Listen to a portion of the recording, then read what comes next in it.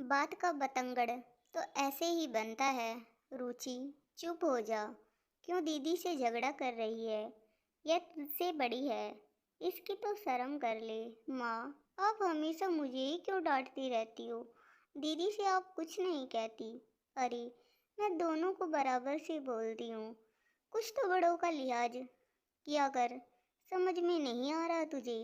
विनीता दोनों बेटियों को समझा ही रही थी, पर दोनों ही चुप नहीं हो रही थी कि गुस्से में विनीता ने कहा, बैठे बैठे तुम लोगों को खाना बना बनाया मिल जाता है, इसलिए झगड़ा सूझता है।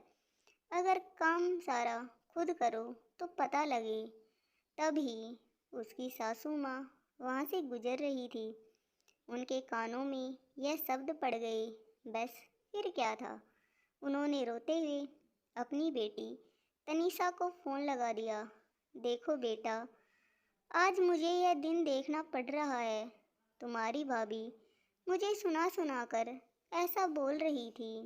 माँ, रोना बंद करो। मैं भाभी से अभी बात करती हूँ।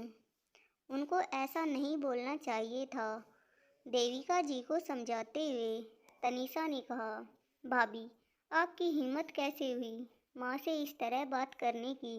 गुस्से से तमतमाती हुई तनीषा ने फ़ोन पर विनीता से कहा। यह सब बात सुनकर विनीता ज़ोर ज़ोर से हंसने लगी और उसने हंसते हंसते पूरी कहानी तनीषा को सुनाई। सॉरी भाभी, मुझे माफ़ कर दीजिए। मैंने भतीजियों के कारनामे में ज़बरदस्ती आपको घसीट लिया। मैं माँ को समझा दूंगी। जरा सी बात को लेकर बिना बात को जाने हुए बात का बतंगड़ बना दिया। थोड़ी देर बाद विनीता की मामी सास का फ़ोन आया। उन्होंने भी वही प्रश्न दोहराया। मामी सास को भी विनीता ने पूरी कहानी सुनाई। थोड़ी देर में एक एक कर सभी रिश्तेदारों के फ़ोन आने लगे।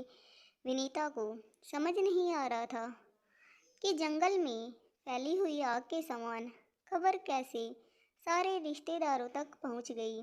छोटी सी बात की इतनी मसालेदार खिचड़ी पककर तैयार हो जाएगी, यह तो सोचा भी नहीं था। सास बहू दोनों एक दूसरे को देखकर मुस्करा रही थी। तनीषा ने सभी रिश्तेदारों को अपनी माँ के दुखड़े को सुना दिया। सभी रिश्तेदार अपने आप को देविका जी की नज़रों में शुभचिंतक बताना चाहते थे और सारे फ़ोन कर रहे थे।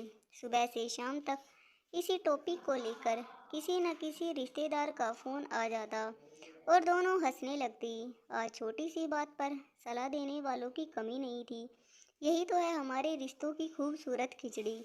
जनता जरा सी बात पता लगने पर बात का बतंगड़ बनाते देर नहीं लगाती।